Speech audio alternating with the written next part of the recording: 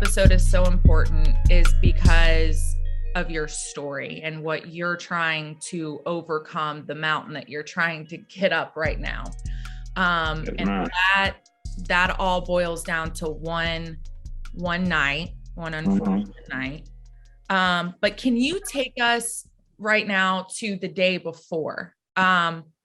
You said you were being recruited by all these schools. You just listed all of them. Yeah. Kind of take us to like how old you were, what grade you were in, what was literally the day before, what was your next step in life? Where were you planning to go? Was there a place that you had already planned to go for school? And then we'll kind of get into what actually happened if you're comfortable with that and kind of go. I was like, it was my 11th grade summer. I say that's when I started buzzing with Flight 22, with Coach Folk. So, yeah, I was 18 at the time, young, high quality player. I felt like at the time, still is, but yeah, just going through that. I had like a visit coming. I was going to New Mexico University for my before all that happened. I was going to New Mexico. I was going to do High Point, and yeah, I was going to take Liberty for sure. And yeah, I ain't really get the chance to do any opportunities like that, unfortunately. So yeah, that's what I've been wanting to do now. As I'm my recruitment open, so I wanted to take all my visits. Something I ain't never did. So that's just something that really hit me, I guess. And then aside all that, I just felt kind of lost at a point, But now, was that before the incident or after the incident that you felt lost? it was kind of before, because it was so much going on. I ain't never had that. Even though I wanted, all the attention, all the like the offers and stuff, but like I was like so many people like telling me this, so many people telling me that, versus keeping my head focused, So that kind of played like a little along to it. So Right. And that's another thing people forget. You take kids, my brother, I feel like had a different experience only because our dad coached college basketball. So I feel like we saw the recruiting process. We were the ones taking the kids out to dinner when they had come in on visits. And so we saw all that and we were used to that type of, how often the kids would get called and letters sent. And now it's insane. I remember before, like, you couldn't contact them this way and that way. And I think you can pretty much contact a kid maybe not, but it's gotten a lot more lenient, especially with social media. Like, you don't know how these guys are doing. But so all this pressure on these kids, and literally for some of you guys, this is a way for, for a lot of people, I know, like, it helped my parents tremendously. The fact that my brother was able to get a scholarship. So all you guys really, it takes away from that opportunity of truly being a kid. You're almost making this life, like this decision of going in. I know a lot of people pick colleges they're going to go to and stuff, but kids are going into that thinking, oh, I'm going to have fun. I'm going to hang out with my friends. I'll figure out the adult stuff later. When you're coming in as a college athlete, that's a job. Yeah, that's a job. You're there to work. And, it's crazy. And the pressures of it. I didn't play in college. No, that was not something I had an interest in, and so I can't imagine how much pressure that felt like. So if you want to, so we're not like sitting here with fast. I was whatever. Why don't you just go ahead and tell us about this incident that we keep referring to? Walk us through that day, who this person was to you, and just what happened, what transpired. Well, Raekwon Williams, he was like my brother towards me. We played AAU since we like I say when I first went to high school, he was like the first person I met, and plus we lived like right beside each other, type John in the hood. So we were like kind of close friends and stuff. So kind of like went under his wing, you know, because he was older than me, you know, and we played on the same high school team, you know, varsity. I was a freshman. He was already a junior at the time, so he was kind of already ahead. So I was kind of getting notes underneath him. So that's something we had in common, you know, even off the court. We did a lot of things off the court and stuff, had a good bond together, you know, played 2K like any other friends and stuff. But it was just one night, it was me, Bray, you know, he had a football game that night, you know. So we all decided to go out, you know, but Raekwon, he was at the house though. You feel me? He would always be at the house, but we always stay in contact, you know. So he already knew what we was doing, you know, as in like far as going to break football game. So he was saying, yeah, just hit me up when y'all done, whatever. So yeah, then we went out, you know, we went out to this kickback, a birthday kickback. And then, you know, I felt like everything was good, you know, through the kickback when we first entered the building. So, well, the house, I ain't gonna say building, the house. So, you know, I say some couple hours passed, you know, some words being said or whatever, but I ain't really take it, you know, to that level. I just felt like it was just a question that he was asking. So we answered the question, whatever. We went down. Okay, a lot of things, you know, ain't felt. I mean, it felt good. It felt like it felt I was comfortable, but I wasn't. So I was kind of in the middle. So we stayed. You know, it wasn't my decision. We all just made a decision to stay. So we kind of like separated. So I went downstairs, you know, and then my brother had came downstairs with me. So we were just chilling and stuff, you know, just vibing. So then that's when everything just popped off. You know, we just started fighting inside the house, you know, and then they started shooting and stuff. And they shot Raekwon 4 times. And then we tried to get him in the car and stuff, you know, telling everybody to call the police, call the ambulance and stuff. So then all that went down. So I say like the next day, you know, I had to me and Bray had to go tell his people, you know, what it was. You know, I was hurt, you know, I ain't really know how to react to that because I ain't never seen out like that before. But, you know, I saw all that though. That's just something we had to do, you know, we had to tell him, you know, what happened because obviously he was the last one with us, you know. So went over there, then went over to my family, you know, talked to them about it. You know, they felt it was feeling bad too because Raekwon, he was like another brother to us, you know. And he always would come over and stuff. Like I said, we stayed right across from each other, literally right across. So yeah, that was just a sad moment at the time. Still is, but yeah, that was really happening. And then, you know, a couple of weeks passed. The police had came to my house talking about, yeah, Mr. Jones, you involved in something. So I'm like, oh man, like, what's going on? So he talking about with my homeboy Raekwon and stuff. So I was just start going crazy and stuff. You know, they trying to calm me down and stuff. I'm like, no, y'all tripping. Y'all was tripping, like tripping. So then it was just telling me I need to get a lawyer and stuff. So a couple weeks passed or whatever. I had to go turn myself in for something, you know, off of that, I guess, because something else had happened with his family, Raekwon family and stuff, and I guess somebody else, little incident, and they said they didn't want me to get me involved in and all that, none of associate and stuff like that. So I went away for like a week, and then I got out for my first appearance and stuff, and then I was on house arrest for like the whole football season. So all the way to basketball season, they didn't want to let me play basketball season. They really want me to stay on lockdown just like the whole year until like the case was like dismissed, like or solved. So yeah, so you were on house arrest so that you wouldn't be a risk of flight before your trial. Is that correct? Okay. Yeah. So yeah, then that happened.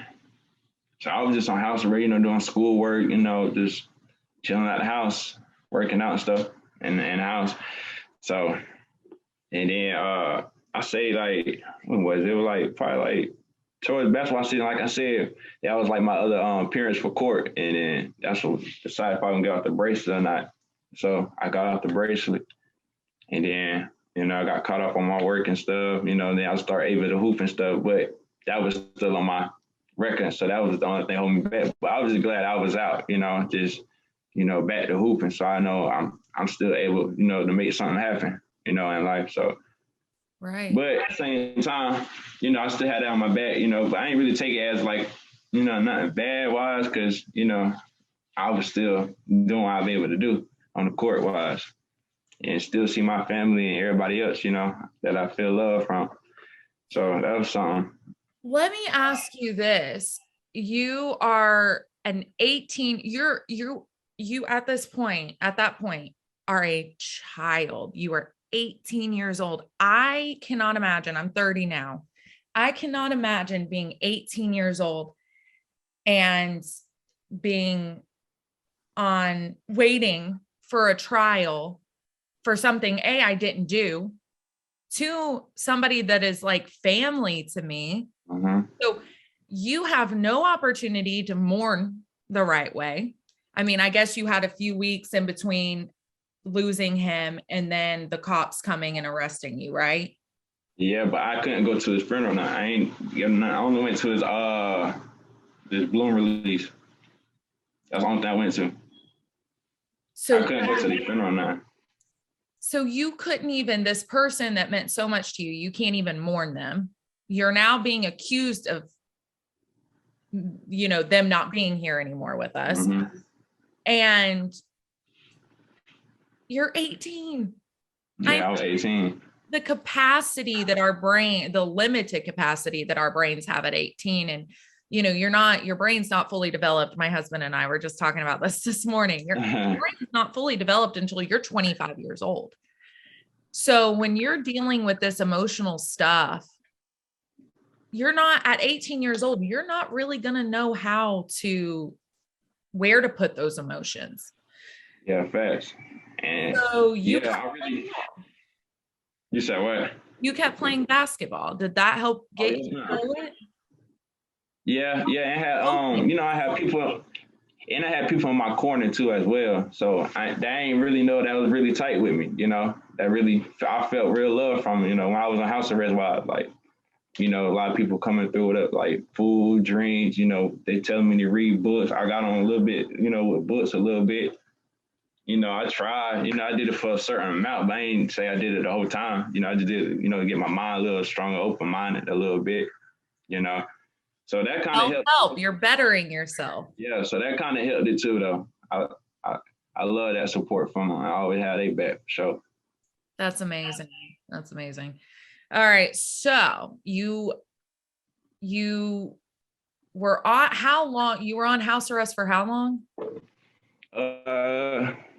Football season, the whole football season. Let's say like football season started like in August through November. Yeah, I say like November. So this happened back, like the accident happened back in when was it? When that happened? It was like October. No, not October. It was August. It happened way before. It happened before school started. It was like the second week of school. I say like August, like the 14th or the 13th, something like that. It was like 2 weeks into school. I remember. It was in August though. Okay, and what year was that? I was 2018. 2018. Okay, so you were on house arrest for a little bit. So you're charged with this in 2018. Mm-hmm. And then they just dropped the charges in February of this past year of 2020. I mean, 2020. Yes, ma'am. Valentine's Day. So what were you doing in all that time?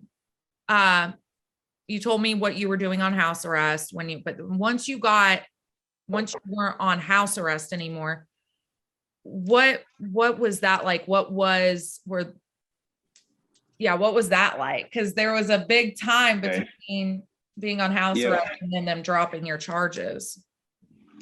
Just you know, keeping it right with God, be honest with you, around, with, my family members and stuff. I don't really go to church like that. But my family, prayers every night, always keep God on your side, stay positive towards yourself. And yeah, that's what I really did and kept my head high, never gave up. I always felt like, I'm still here for a reason, and just go hard at everything that I do versus what I did before. Like, don't take nothing for granted. Just go hard. Even if it's hard, go even harder. That's how I feel. And I take that every day with me and have a chip on my shoulder. That's how I walk around. And I don't mean to keep banging my head. I'm just like blown away by your perseverance and your, God, I would be so angry at so many people and I would be so vengeful. But on house arrest, you took that time to read books and like learn about yourself, like get in tune with who you are, grow as a person, emotionally, spiritually. I can't say that I would have done the same thing. I would have been but I can't say what I would have done. But I just find it just absolutely, I'm in awe of you. I think that is amazing. So now that the charges are dropped, tell us kind of how you found out that they were going to drop those charges and when did you find out that you were no longer, like they knew that you weren't the one that took your friendship? I say like, shoot, when they first said my name, when they first said it was me, to be honest with you, because I knew I ain't do it because I knew it wasn't me. So since the first day they came to my house, like I'll tell you, I was tripping that day. I was like when they told me that they said I did it, like I went crazy. I can imagine. Even my mom trying to calm me down, and she don't normally, like try to calm me down. And plus, they ain't never seen me like that, so I really like showed out probably, but it was because I don't know. It just clicked. Like they assumed that I did something I didn't do. Like that hurt me low key.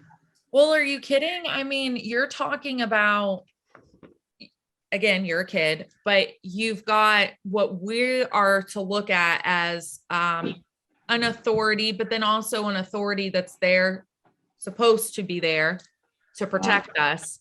And I don't know about you, but the one thing I'm most scared of in this whole entire world is being locked up by our government, because I'm like, because that's just the most like debilitating place and position to be in. So to be a kid at your age and to have those people come to you and tell you that, I would have been tearing walls down. I would have been like, that's what I was saying.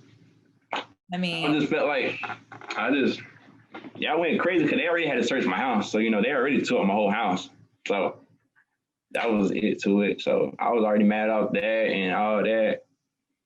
And then, yeah, just a lot of things going on. I was lost in that too, though, because I ain't never been in no situation like that. So that kind of, I don't know. Then I had offers. Like I said, I had a lot of offers. I had a lot of stuff going for myself at that time too. I was buzzing at that time. So I was just exhausted and just lost too.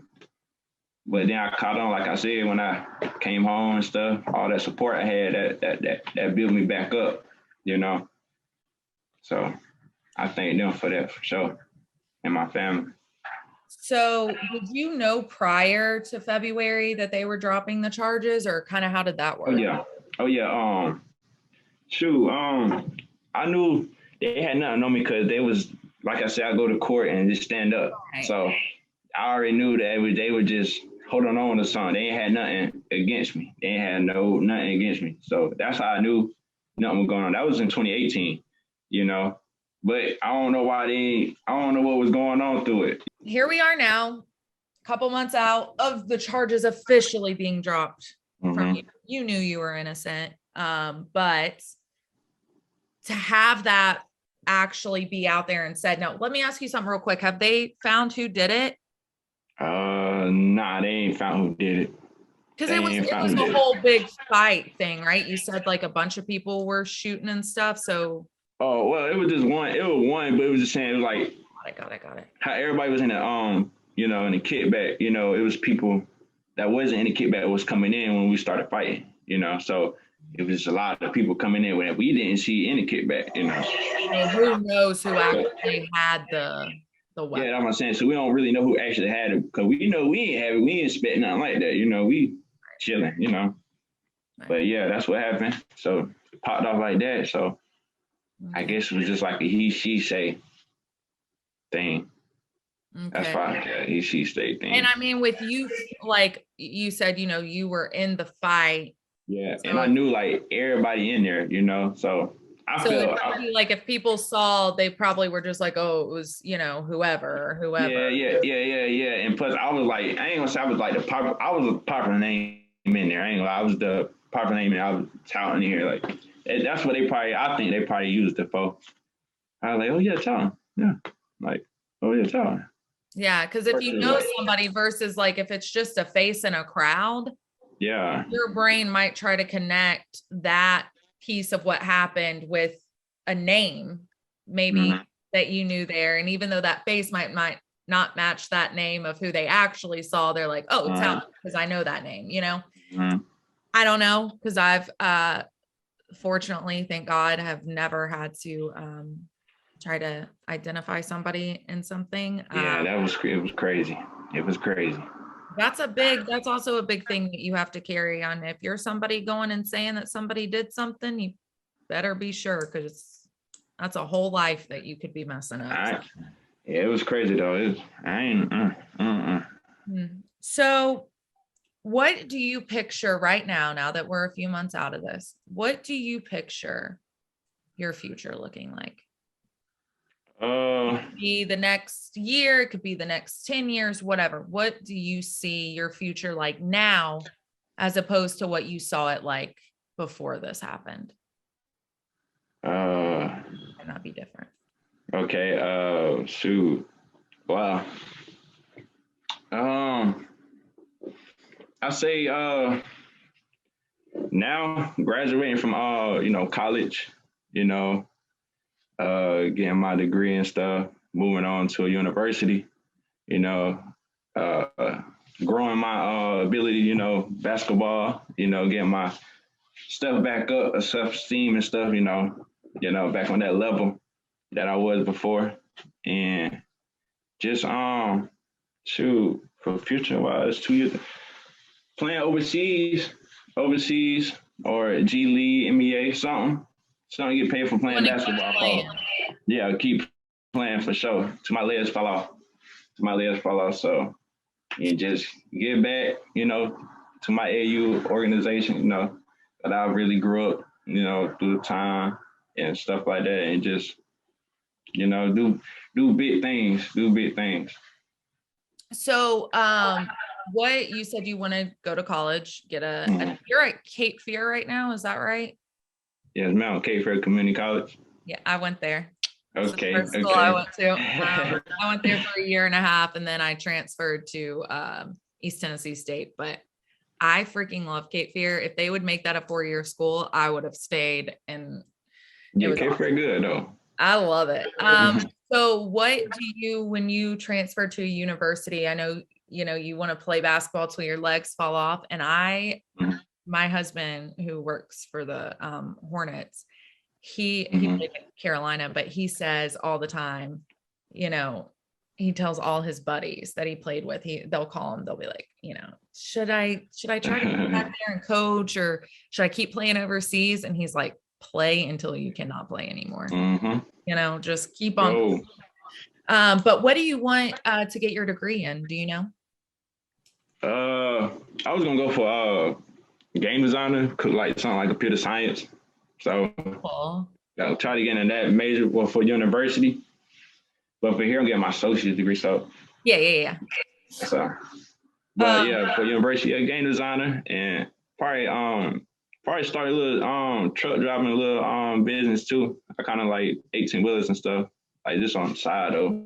That's awesome. Hey, listen, that's called being a businessman. You got one business you own, and then you work for somebody. I mean, that's smart. You're smart. So I guess my last thing is, what steps are you currently taking right now to make all of that a reality? You just said you're getting your associates at Cape Fear. You're still playing basketball, but what are you doing? Are you actively working out with somebody? What are you doing? Yeah, I'm working out with my assistant coach, just constantly working out, doing constantly reps, off the court, getting a lot of shots up, stuff off the dribble, a lot of ball handling, and then working out wise, building up my strength condition, because my visit last week, I found out I need more, get more in the weight room more so, and be on that level. I want to be already there. So when I get there, I don't need to, know nobody to tell me do this. I'm ready to like establish and stuff. So I already know what I need to do, to accomplish those things. So just working out, man, just staying consistent with what you're doing, and everything gonna fall in line like I've been doing. Like everything just been achieving lately. So I've just been constantly repping and just staying what I know. And working out wise, I don't really work out a lot of people. I work out like, probably with my homeboy. Me and him probably push each other, like when I go back home wise. But this summer though, I'm gonna see what's up with my brother Dennis. So he coming off his little injury too. So I'm gonna lock in with him and stuff, and lock in with my education too more. So there you go. That's important too. That's very important. To go back to school for anything, but I've got my degree and I'm proud of that. So, well, I did want to ask you one other thing. With your visits, so you said that you just went on a visit, right? How are those going? Do they ask a lot about what happened, or do they show any concern, or has that been pre-talked about and already out of the way, or what's that like?